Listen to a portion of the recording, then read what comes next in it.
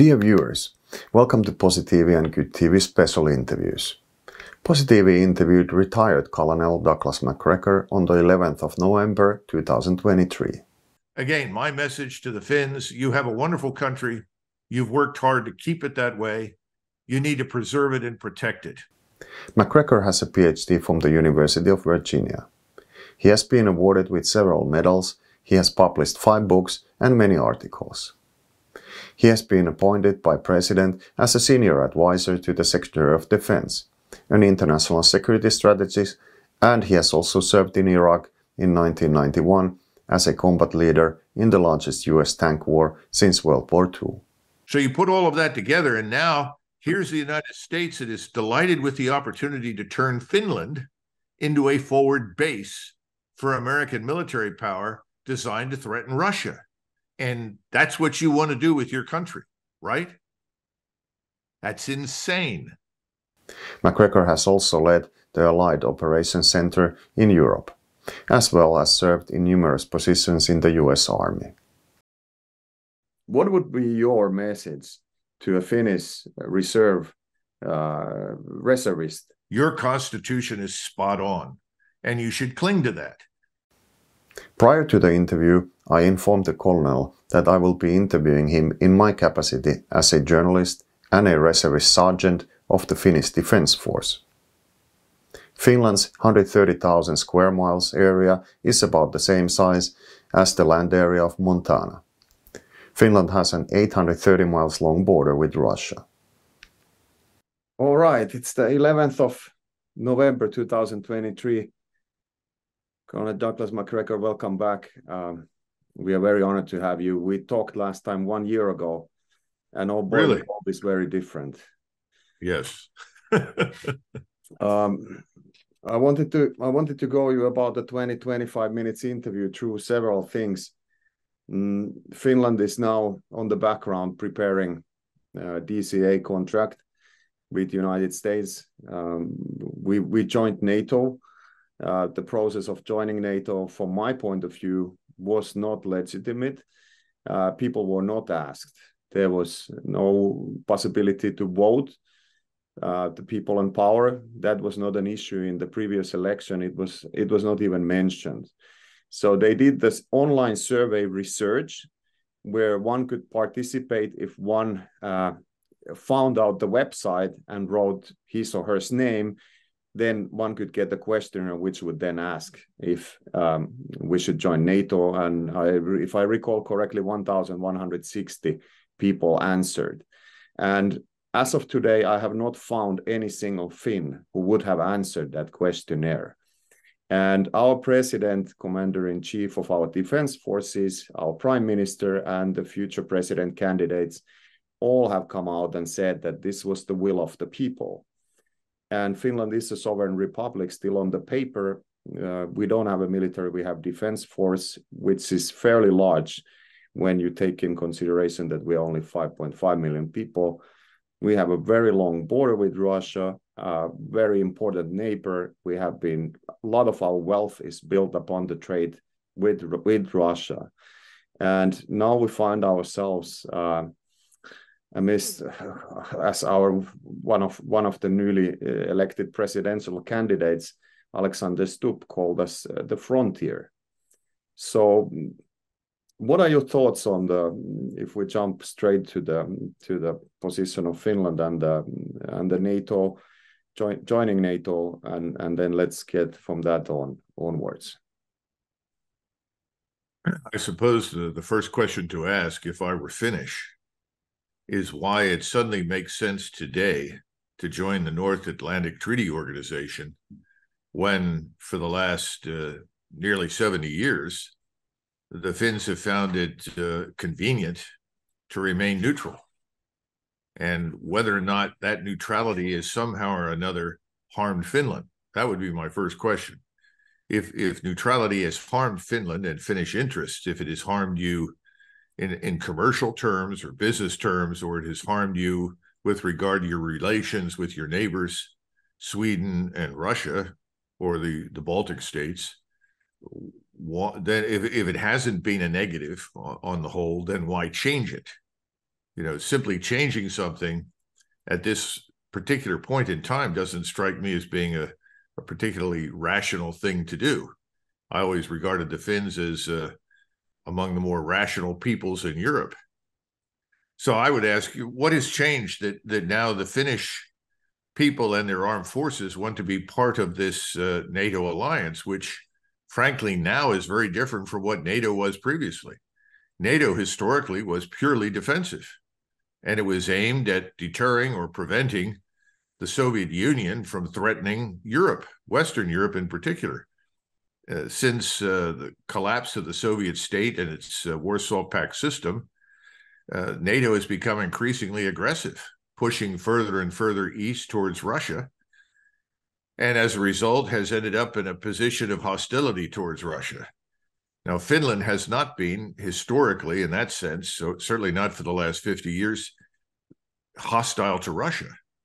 That doesn't mean that the Finns are not concerned about the security of their borders and their national sovereign republic. They obviously are. They wouldn't maintain the forces they do. But is there any evidence that the current Russian state wants to mobilize armies for the purpose of invading Finland? That's my first question. I don't see any. Has the current Russian state threatened Finland in some way, or has it tried to bully Finland into supporting something it would otherwise not support? I have difficulty finding a good answer to those questions. So, and then I would say, last of all, given the size of your population, which is relatively small, as you point out, I'm curious as to why there was not a public referendum on the question. Why were the Finnish people not asked to vote? It's not as though you have a nation of 300 or 400 million. Then it becomes much more difficult to hold referendums. But in your case, it's a very straightforward affair. But there seems to have been an effort to do this without really consulting the Finnish people or giving them a chance to think about it or debate it. So I don't really understand it. Maybe you could explain it to me. Why now? Because I don't see the threats to Finland that once existed in the Soviet Union. I don't see a Soviet-style state. Russia, whatever its imperfections, is probably closer to what it was under the Tsars in many respects, but it's also a far more humane state in many ways. I think Russia is developing in a more positive direction than people give it credit for. So again, I'm at a loss to explain why the Finns, of all people, would feel the need to do this. So you pointed out there, I think the two major things. One is that the completely missing debate. So there was absolutely no debate, or if there was a debate, it was a consensus debate where only one-minded people debated basically some irrelevant facts regarding NATO, whether we send their troops or whether they come here and so on. Another thing was that you asked that why, the question of why, it's also in my head. It was fed to the people that Putin has an imperialistic agenda to return the Soviet borders. But even if that would be true, Finland was never part of Soviet Union. So even that argument wouldn't go if it would be debated. But because there was no debate and there was the fear, this kind of mass psychosis ingested into the whole population with the COVID scam, and it followed right away. I mean, Putin, whatever want to say about him, he ended the COVID in one day. And then we shifted the full gear war narrative, and we kind of aligned ourselves. When I say we, I mean only the people who were elected by the people aligned themselves with Ukraine and started sending weapons and money to there. And kind of, I had a feeling that they rushed into it. They didn't know what to do, and they went too deep, too fast that they could back up. And this whole narrative took over that Russia is a threat, even though they have explicitly said that they don't see Finland as a threat, except now. I mean, now, of course, it's changing because NATO was one thing, and I'm really concerned about the DCA contract, as it allows the troops to come here, use our bases freely, and we don't know what the contract actually states. It's not readable anywhere. One cannot access it. Even the parliament members don't know what it states. It's only prepared on the bureaucratic level. They say it will come in some point to discussion, but we don't know what it says. And so what do you know about the DCA agreement? What could it mean in your point of view? What would you say it would mean? Well, I don't know the details, but I know the what I would call Cold War thinking in Washington. And Washington inevitably wants to establish bases in close proximity to states that it regards as either dangerous competitors or simply unwilling to bow to Washington's will within the framework of the global financial system and trade. So obviously, we have a total, I think, of 12 bases today in Iraq. And the argument is that those bases, which are at the moment under attack by militias inside Iraq, are there to, quote unquote, contain Iran. But there's no evidence that the Iranians are invading Iraq. In fact, for all intents and purposes, Iran and Iraq are on extremely positive, on a positive basis. They have agreements in place. They're dependent upon each other for trade. So I don't know why the bases are there other than to theoretically threaten Iran. My fear would be that, we would try to establish bases in Finland whose only mission is to threaten Russia, not necessarily to defend Finland. It's not as though you're under imminent threat of attack. That's the problem. Let me go back a short time in history and just point out a couple of interactions I've had with the Finnish authorities. I saw the Finns very active in the Balkans, particularly in Bosnia-Herzegovina and subsequently in Kosovo. The Finns played a very positive role. The Finns were judged or viewed by everyone as impartial observers, people who could be relied upon to come in, examine the conditions, and speak the truth. That did not always sit well with the West, and particularly the United States, because the Finns would come in and they would examine the site of an alleged massacre or atrocity, and they would frequently say, we see no evidence that the Serbs are responsible for this. The Serbs did not, in fact, do these things. These were done by others. That wasn't welcome in the West, but of course that gave the Finns tremendous credibility with the Serbs, and I would say by definition with the Russians. When events in eastern Ukraine started, I was one of those people that early on suggested that we call a ceasefire as soon as possible. And then we asked the Finns and the Austrians, who were both neutral, to play a role in separating the forces and facilitating negotiations. In fact, I thought of the Finns in particular because the Russians trusted the Finns. I saw that in action. The Russians absolutely trusted whatever the Finns said. They trusted the Finnish president of the Organization for Security and Cooperation in Europe. So my surprise was based on the fact that why would Finland want to destroy this essentially positive relationship? What's the rationale for it? What's the justification for it? I don't see one. Now, Finns need to understand something else. We are at a turning point in the United States. We are in a lot of trouble financially. Our debt to GDP ratio is over 120% and climbing. The debt servicing payment on an annual basis is now over $1 trillion. I don't see how we get out from under this debt without making profound cuts in spending. That would probably also have to be accompanied by some form of default, which will be dressed up as restructuring our debt.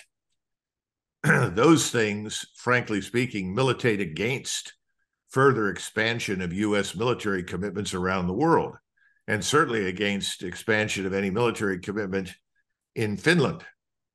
And the commitments that I know people are talking about are base-related, bases where U.S. forces with missiles and aircraft could show up and essentially put Finland at risk of attack by the Russians, the very thing that my impression is you don't want to have happen. So I don't see any particular reason why at this stage in this DCA you would want to grant that kind of access and make yourselves dependent upon U.S. military power.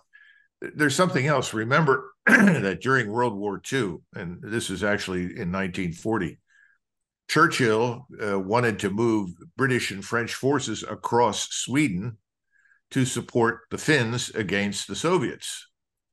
Well, the Swedes would not permit that, and we know the rest of the history. That was a very difficult proposition then. Imagine today, in a world where you could have on your front 250,000, 400,000, 500,000 Russian troops in short order.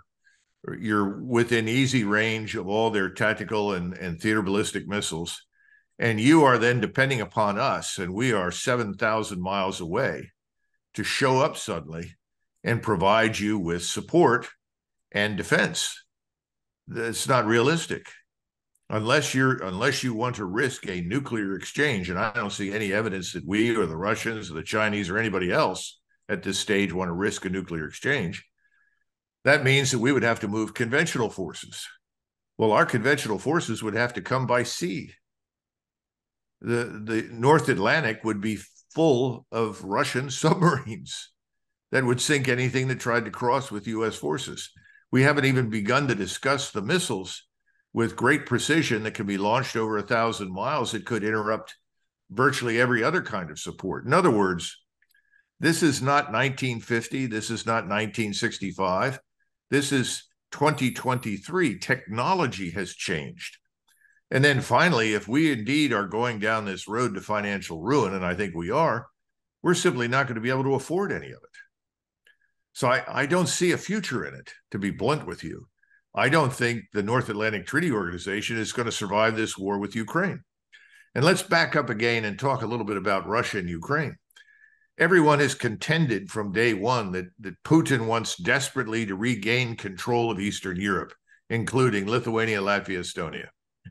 Yet when the war began, it was very obvious to everyone, when the Ukrainians made it clear they would not negotiate an agreement, largely at our insistence, because at the end of April, it was clear that the president of Ukraine was willing to accept neutrality and would go along with some sort of arrangement. Everyone concluded that the Russian military, particularly its army, is just too small for the job. Well, if the Russian army was too small at the beginning, what evidence is there that the Russian army was being prepared to attack Eastern Europe? I mean, it's pure nonsense. The Russians agreed it was too small, and they went to a defensive posture starting in the summer, which has lasted certainly since then, well into April, May, and June. They set up a defense, and then the Ukrainians obliged them by attacking them. But in the meantime, the Russian military establishment has grown exponentially. Now they have a force of perhaps 1 million, probably will go to 1.2 million before they're through. And they have 750,000 Russian troops focused largely on Ukraine or inside of it. They've also expanded their relationship and their military reach now through Belarusia. So in effect, what we've gotten is the very thing that we said we were setting out to stop. We have provoked Russia. We've convinced the Russians that they can't trust us, convinced them that we are an unreliable partner. We are incurably hostile to Russia. And as a result, they've massively built a new military establishment that has enormous offensive fighting power. However, despite all of that, Russian forces have moved very cautiously in Ukraine. They've exercised tremendous restraint despite numerous provocations. We haven't seen the Russians deliberately attack many areas in Western Ukraine, particularly key for Kiev. They could have shut that down very quickly if they'd wanted 2 months ago.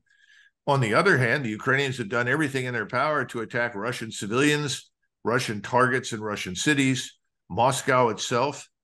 And yet Mr. Putin has exercised restraint and held back his force. And people are asking now, well, if the Russians can march largely unopposed, or at least against minimal opposition, all the way to the Dnieper River and potentially beyond, why aren't they doing it? Because the Russians don't want to govern Ukrainians. The areas they currently control are filled with Russians. And it was always their concern about Russians being treated equally before the law that brought them into Ukraine and to build up this enormous force that we trained and equipped. It was allegedly, and it probably was, the best ground force in NATO. And it was designed to do one thing: attack Russia. So naturally, the Russians finally attacked after 14,000 Russians had been killed in eastern Ukraine between 2014 and 2022. None of the narratives make any sense in the West. And Putin's behavior to this point in time demonstrates to me three things. Number one, he wants to secure Russia. He doesn't want to govern non-Russians, particularly people in Eastern Europe. And thirdly, he'd like to get back to some form of normalcy that would allow him to conduct business with the West. He does not hate the West. That's nonsense. So you put all of that together, and now here's the United States that is delighted with the opportunity to turn Finland into a forward base for American military power designed to threaten Russia. And that's what you want to do with your country, right? That's insane. It makes no sense why any Finn would turn his country over to the United States for that purpose at this stage of history. Makes no sense. Thank you for the insights. You pointed out there the financial system, and I've been thinking here that kind of generally when we look back to the history, it repeats itself that when the financial system starts shaking or going towards collapse, the war follows, and the cycle is war, peace, war, and peace, and it continues, and it goes hand in hand with the financial system. Well, can I say something? I have to contradict you. Wars do not happen after everything falls apart. They happen when things recover. I mean, Germany recovered more quickly from the Depression than the United States and other countries in Western Europe. For that matter, so did Italy. The point is that the Germans would not have attacked Poland in 1939 if they were not healthy enough to do so. They had built a healthy force. They had a healthy population. It was very cohesive society. There was strong support for the new government. So I think it's a mistake to assume, well, if everything's falling apart, that means someone's going to attack. It's a false narrative, because if you're bankrupt, how do you pay for the war?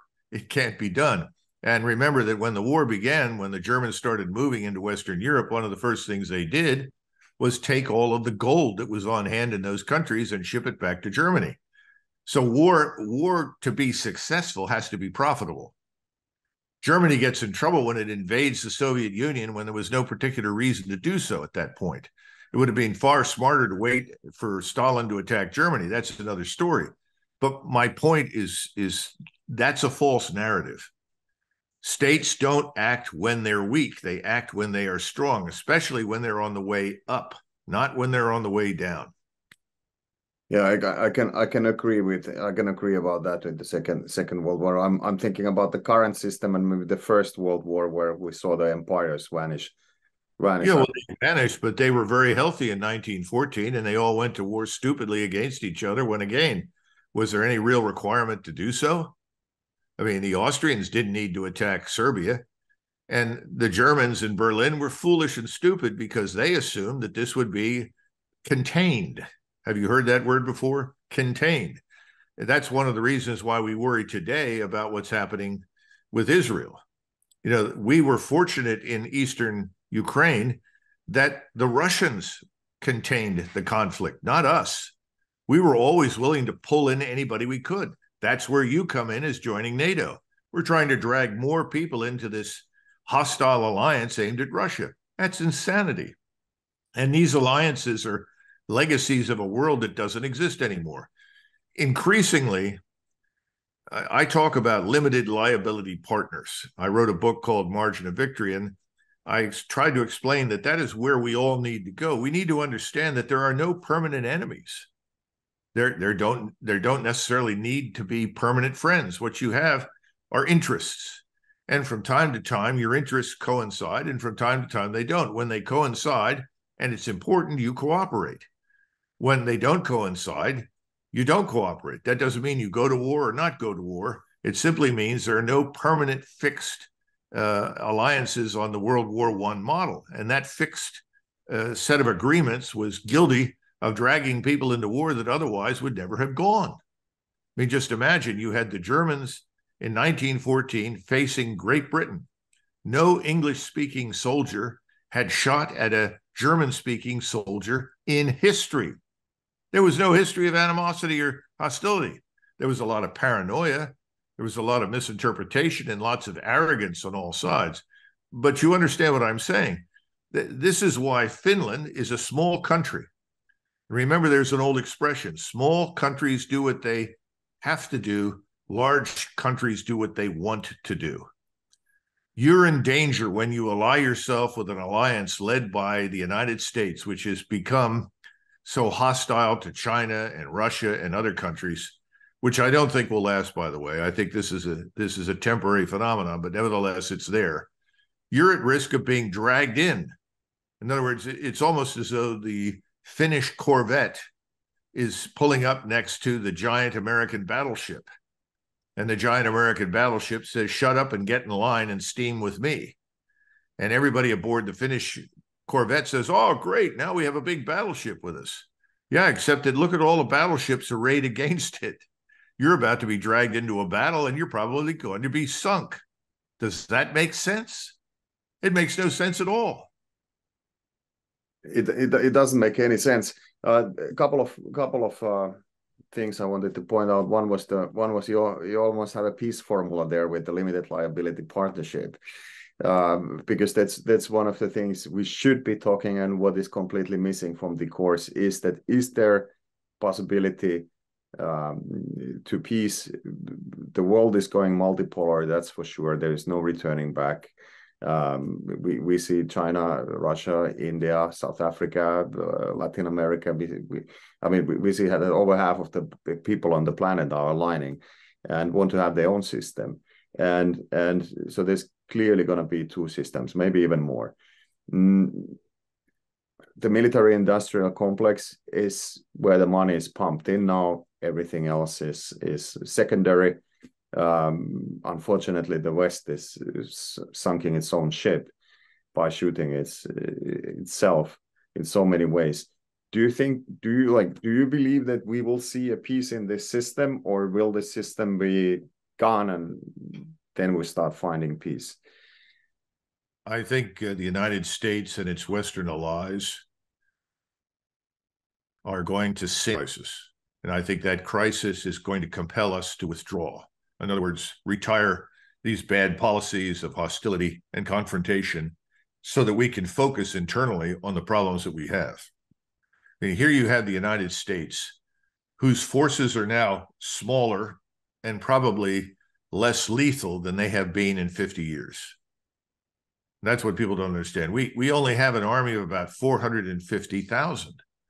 Most of the army that can fight and make any difference on the battlefield is dispersed or distributed from Lithuania all the way to Romania, ostensibly to protect against the great Russian offensive, which is not coming.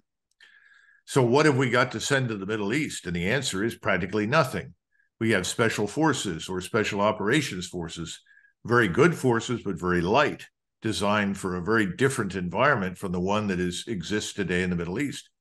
At the same time, countries which were previously weak 50 years ago or incapable for reasons of technology are now enormously powerful. Turkey, Iran, perfect examples. And we tend to disparage the Arab states, but they too have access to technologies today that make them much more powerful than they've ever been in the past. You go to Asia and you have a similar phenomenon. We are continuing to behave as though this were 1991. It's not. 1991 has come and gone in the United States. And that's why my point is that whether people in Washington want to admit it or acknowledge it, they're going to have to make what I would call a significant about turn in the next few years. They're going to have to abandon these expansive policies of military intervention and hostility. They're going to have to come home and deal with the problems we have in the United States, which are at least as serious as the problems you see in France and Germany and other countries today. Our borders are still open. They are undefended, incomprehensible But that's the truth. And the American people, with each passing day, are becoming more exercised over what's happening. They're looking around and discovering, my God, is this my country? Who are all of these people? Where did they come from? I hear similar things from friends in Germany and France and Spain. So I think when you talk about peace, I think it'll be a question of, we can't afford to do anything else than cope with the problems we have created. We're all going to live in a hell of our own making, frankly. Now, Russia is in a very different position. It's much stronger economically than it's been in the past. It is now being joined through BRICS by many others. I think you're going to see BRICS consist of eventually at least 80 or more countries. You were talking about different systems emerging. I think that's real. And if you look at civilizations per se, increasingly Putin represents one civilizational group. Mr. Erdogan, for instance, represents another. Mr. Modi in India represents another civilizational group of its own, and so does Xi in China. These places are not going to be, how should I say, sedated consumers of American power and influence. They are going to chart their own courses. We have not had to live in a world where we were not the center of it. And so people in the United States are in for a shock. Not so much the average American, because to be frank with you, the average American could care less what happens beyond his borders. You know, a friend of mine once said, he was a Spanish general staff officer, and he said, Colonel Macgregor, the United States is not a country. I said, what do you mean? He said, no, it's a planet. You live on your own planet. Well, right now, the planet wants to plant bases and flags on Finnish soil. It wants to make you a satellite of military power and influence. If I were a Finn, I would say, no thanks. I'm happy to be friendly to the United States, to work with the United States, but I also have neighbors. I do good business with the Russians. I want to get along with the Russians. I'm not interested in going to war with the Russians. If your purpose is in coming to Finland to stimulate hostility to Russia and create conditions conducive to a conflict with Russia, we don't want anything to do with it. You pointed out there almost the answer to my next question, but I still want to ask it because, yeah, as I told you in the beginning, and I think in the previous interview, we have a mandatory military service, a mandatory defense force service, and a conscript, which states very, very clearly, which is sworn under oath, that we who swore the oath, about 900,000 men, we will defend the inviolability of our fatherland. And we have a constitution that states very clearly that we are a sovereign republic. And our defense forces draw their mandates from the law, where their only job is to secure the territorial integrity and protect the constitutional rights and freedoms of the people. Of course, there's some others too, but these are the main things. So what would be your message to a Finnish reservist who is thinking that this constitutes basically a treason, where this kind of contract, already the NATO contract, constitutes, in my mind, a treason? I'm not the one who can judge it, but I can give an opinion. I'm a reservist sergeant, so that's my opinion as a sergeant, that's a treasonous act, as would the contract be. So what would you say? I mean, there is 870,000 men, 880,000 men in this country who have sworn this oath. Well, keep in mind that we managed to convince millions of Americans in the 1960s that we were going to Vietnam to defend liberal democracy, the rights of man in our own country. It was all nonsense, completely false. We had 58 million dead, another 100,000 wounded. Finally, after 10 years, we left. In the meantime, we killed 2 million Vietnamese. And for what? It was ridiculous. We have been making these false claims for I don't know how long, certainly since 1965, and pretending that we are somehow or another improving the world and making it better because of our presence. Well, if you live in the Middle East and you look at the state of the Middle East right now, it's very hostile to us.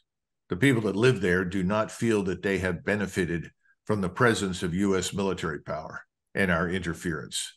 And I think they're right. This business of interventionism is dangerous. And as I said at the beginning, I think we're coming to the end of it because Americans are finally waking up and figuring out that while we like to wear the white hat, we want to be the good guys, we haven't been.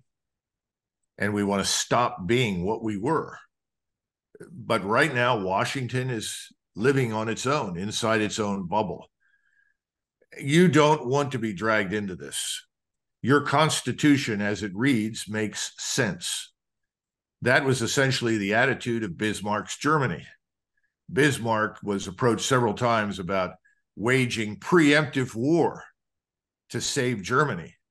And he said preemptive war is effectively the same as committing suicide because you are afraid of death. He was right. In the 20th century, people lost their way in Germany and elsewhere. They walked away from sound logic and rationality. Your Constitution is spot on, and you should cling to that. And when someone approaches you and says, well, we would like Finnish troops to do something, you need to look very carefully at what they're asking those troops to do. Even during the Second World War under von Mannerheim was very sensitive to preserving Finland at all costs. He was a staunch anti-communist, and therefore, because he was an anti-communist, was understandably sympathetic to the Germans who were trying to annihilate communism. But he would not overextend Finland to the point where he risked making Finland a permanent enemy of the Soviet Union at that point and ultimately putting it at risk of destruction. My point is that whoever is in charge in your country, in every country, has to always think, first and foremost, whatever I do, my first objective is to preserve my country, my country's power, influence, economic health. That's number one. Don't ask me to do something which puts that at risk. My argument is that because NATO has transformed from something that I think was originally very good into something which is not. Into something which is not in our interest or in the interest of our European allies. A hostile, aggressive alliance in search of people to attack. You know, the saying in the 1990s was, if NATO is not operating out of area, in other words, operating overseas in the Middle East, in Afghanistan or Asia or something, then it's out of business. And I remember many of my European colleagues and some of my American colleagues who said, well, if there's no enemy here to fight, then why do we have to have the alliance? Why are we looking for new enemies to attack? So my point to you is, if you're thinking clearly, and I think your Constitution is a very carefully thought out document, you got to ask the question, how does it help Finland to become allied with this aggressive anti-Russian alliance? Because there's no reason for us to be at war with Russia. I'm talking about the United States, none whatsoever. We cooperated with the Russians during the 1990s on numerous occasions. We cooperated with them during the so-called war on terrorism. They were very helpful to us and continue to provide us useful intelligence. We have decided, or when I say we, this government in Washington has decided to turn what should have been a short-lived conflict in the eastern portion of Ukraine and ended. In other words, it should have been contained there and rapidly ended through negotiation. We've turned that into an opportunity, we thought, to destroy Russia. The opposite has occurred. Russia is now more powerful and more capable than it has been since the 1980s. And at this particular point in time, when we are weaker than we have ever been, certainly since 1991, and I would argue in probably 50 years, you want to join us in an anti-Russian alliance? That makes no sense. There is something with our president and Biden that we don't know yet what's going on there, but there is something there. The time is almost up. I wanted to ask you about you said about the positive development in the US. You said that people are waking up. You're now engaged in our country, our choice, and I've been listening many of your interviews. What inspiring, what good things do you see? How do you see the waking up happening? And is it how do you look at it? How do you look to the future, or do you look at it positively? Well, two things are underway right now. One is that more and more Americans who have historically voted for one of the two major parties, Republican or Democrat, have discovered that it doesn't make a great deal of difference for whom you vote. You get the same policies over and over and over again. That's why we hear very few voices raising opposition to creating conflict in eastern Ukraine that could lead to a major regional war. No, they're not raising those issues, but Americans are looking at it and saying, I don't think we really want to go to war with Russia. That's not in our interest.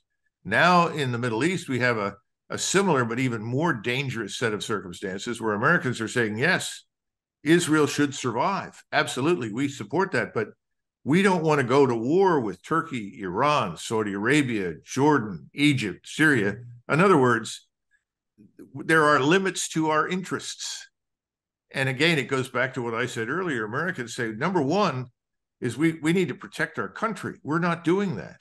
We're not protecting our borders. We're not enforcing our laws. We're tolerating criminality in our cities on a scale that has never really happened in the history of the American people. That's number one. Number two, our economy is not strong. People in Washington say, well, the underlying fundamentals are great. Look at the stock market. Well, the stock market doesn't tell you anything about the true state of the economy. It's a large casino which exists and operates at the convenience of a small minority of very wealthy people. They're beginning to figure that out, and they're also beginning to discover that this thing called inflation is linked to the ruined economy and this decrepit, anachronistic, I would argue, corrupt financial system. And they're saying, my God, I can't afford to put food on the table. Our middle class is dying. Some would say it's almost gone. These things are beginning to sink in. Now, when will this all turn around? It could happen tomorrow morning. It could happen in 6 months. It could happen in a year. But at some point, the politicians in Washington are going to have to listen to the people that elected them, or they're going to be out of a job. They'll be replaced. That's coming. And that's really my point. And that's why at this particular point in the history of the Western world, building this alliance designed to be hostile to Russia and by implication China makes no sense, because those countries are not interested in going to war with us. And we shouldn't be interested in going to war with them. So again, my message to the Finns, you have a wonderful country. You've worked hard to keep it that way. You need to preserve it and protect it.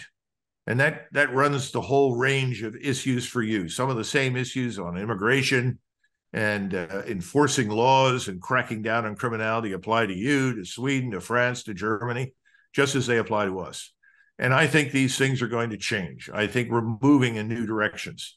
But the worst thing you can do at this stage, in my judgment, is to invite somebody to show up and say, well, do you mind? I just want to put several batteries of theater ballistic missiles right on the border with Russia to threaten Russia. You don't mind if I do that, do you? That's insane.